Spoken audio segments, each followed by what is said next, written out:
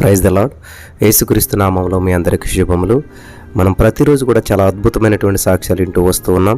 మరొక సహోదరి మలేషియాలో ఉంటూ తన దురాత్మల చేత పీడించబడుతూ ఒళ్ళంతా మంటలతో బాధపడుతున్నప్పుడు మరి యూట్యూబ్లో చూసి వాట్సాప్ ద్వారా కాల్ చేసినప్పుడు ఆ సిస్టర్ని ధైర్యపరిచి మరి ఫోన్లోనే ఆన్లైన్ ద్వారా మరి ప్రార్థించినప్పుడు ఆ యొక్క దురాత్మలు విడిచిపెట్టి వెళ్ళిపోవటం, ఆ బిడ్డ చక్కటి స్వస్థత పొందుకోవటం.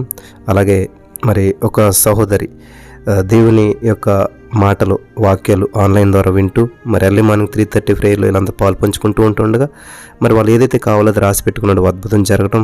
అలాగే ఒక సహోదరుడు ఎన్నోసార్లు మెడికల్ పాస్ అయిపోయినప్పుడు అది ఫెయిల్ అయిపోయినప్పుడు మరి అది ఎప్పుడైతే నమ్మి పొందుకున్నానని చెప్పి పలకటం స్టార్ట్ చేశాడో మరి విచిత్రంగా అద్భుతంగా అవన్నీ ఎన్నిసార్లు ఫెయిల్ అయినా కానీ ఈసారి పాస్ అవటం. మరి ఇప్పుడు కువైట్ దేశానికి వెళ్ళటానికి దేవుడు చక్కటి మార్గాలు సరళం చేశారు.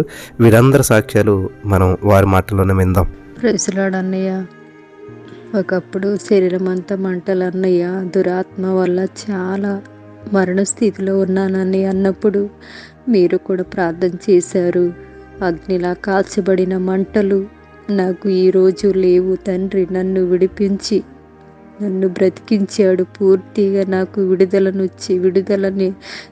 వచ్చిందని ఆ దేవుడికి స్తోత్రం. వాయిస్ మెసేజ్ వల్ల సాక్ష్యం చెప్తున్నాడు. మీరు చేసిన ప్రార్థన వల్ల దేవుడి ద్వారము తెరిచి నాకున్న శరీరం మీద వచ్చిన మంటలు అగ్నితో కాల్చబడిన ఆ దురాత్మ శక్తులను పూర్తిగా విడుదల పొందని మలేషియాలో ఈ ఫోను ద్వారానే నేను వాక్యం విని ప్రార్థనలో బలపడి నేను తండ్రి ఆత్మ చేత నేను దురాత్మలు విడిపించబడ్డాను. దేవుడికి స్తోత్రం. మీకు వందనాలు మీరు చేసిన ప్రార్థన బట్టి. నాది వచ్చేసి కడప జిల్లా మైలవరం మండలం దొమ్మర్నంద్యాల. మాకు వచ్చేసి అందరికీ వందనాలు. ప్రజలాడ్ 15 రోజుల నుంచి నేను వింటున్నా పాస్టర్ గారు. మాకు దేవుడు ఎన్నో అద్భుత కార్యాలు జరిపినారు. వేరే వాళ్ళు లెక్క ఇవ్వాల్సింటే ఇచ్చినారు, ఇంకా ఇవ్వాలా. మా పిల్లలు బాగా చదువుకుంటున్నారు పాస్టర్ గారు. మాకు ఆరోగ్యం బాగలేకపోతే దాని కొరకు కూడా అన్నీ నాకేం కావాలో అవెల్లా పేపర్ మీద రాసుకొని చేయబెట్టి ప్రార్థన చేయమన్నారు. అట్లనే చేస్తున్నారు పాస్టర్ గారు. మాకంతా దేవుడు కాచి దాచి కాపినాడు పాస్టర్ గారు.